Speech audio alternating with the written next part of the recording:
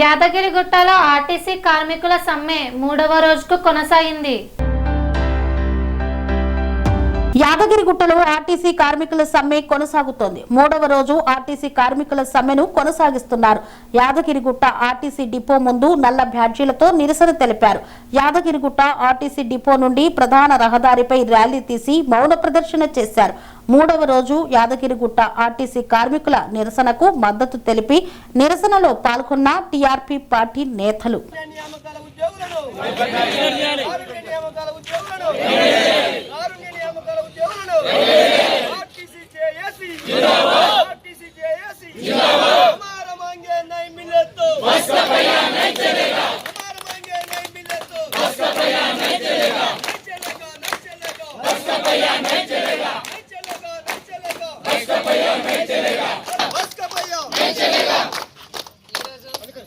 TRP party నుంచి వచ్చిన నాయకులు, ముఖ్య నాయకులు ఈ సమ్మె తలపెట్టిన ఉద్దేశించి 3వ రోజుకు చేరుకుంది.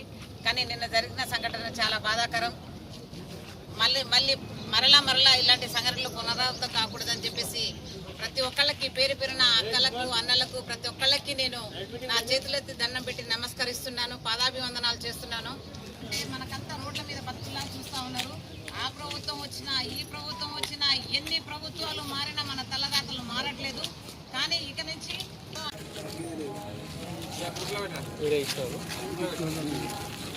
జోహార్ శంకరన్న, జోహార్ శంకరన్న, జోహార్ శంకరన్న, అమర్ రహే శంకరన్న, అమర్ రహే శంకరన్న.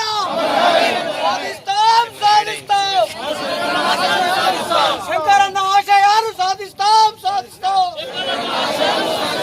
సాధిస్తాం సాధిస్తాం. ఆర్టీసీ జేఏసీ జిందాబాద్ జిందాబాద్ జిందాబాద్ జిందాబాద్. మాపై ఇచ్చిన వాగ్దానాల కొరకు నిరసన తెలియజేస్తున్నాము. ఇది సమ్మె కాదు. ప్రతి కార్మికుడు తన ఆవేదన, రోజు స్టీరింగ్లపై చనిపోతుంటే తన ఆక్రోశం వెలగక్కడమే కానీ మేము ఇక్కడ సమ్మె చేయట్లేము, ప్రభుత్వం మీద వ్యతిరేకంగా చేయట్లేము.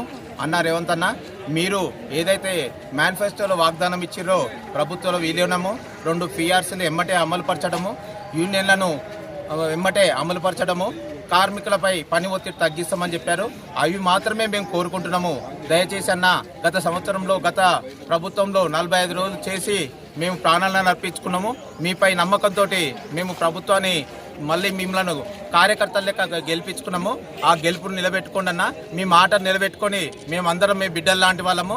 తప్పకుండా ఈరోజు మమ్మల్ని ఆశీర్వదించాలని, ఎందుకంటే మేము బడుగు బలహీన వర్గాలము, రోజుకు పూట వెళ్ళని వాళ్ళము. అందుకే ఆవేదన నుంచి ఈ హత్యలు జరుగుతున్నాయి, ఈ ఆత్మహత్యలు జరుగుతున్నాయి.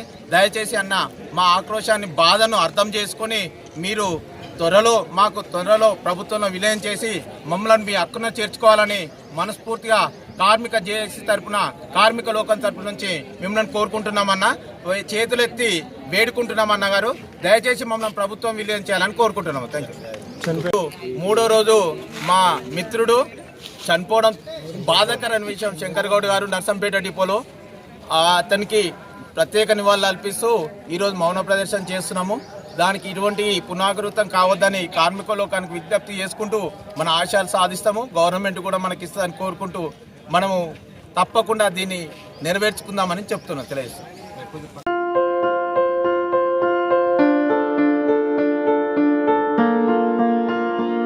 సంస్కృతి, సంప్రదాయం, ప్రేమ, ఆప్యాయత, రాజసం ఉట్టిపడే వేడుకలకు అనువైన ప్రదేశం MLN కన్వెన్షన్ హాల్. కని విని ఎరుగని రీతిలో జరిగే మీ ఇంటి కళ్యాణ వైభోగానికి అందమైన కళ్యాణ వేదిక MLN convention hall.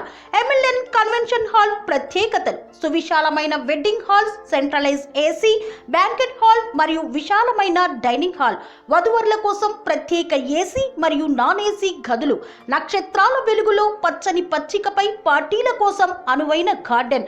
MLN convention లో CCTV పర్యవేక్షణతో పూర్తి భద్రత. 2000 వాహనాలు పార్కు చేసేందుకు సువిశాల పార్కింగ్ సౌకర్యం.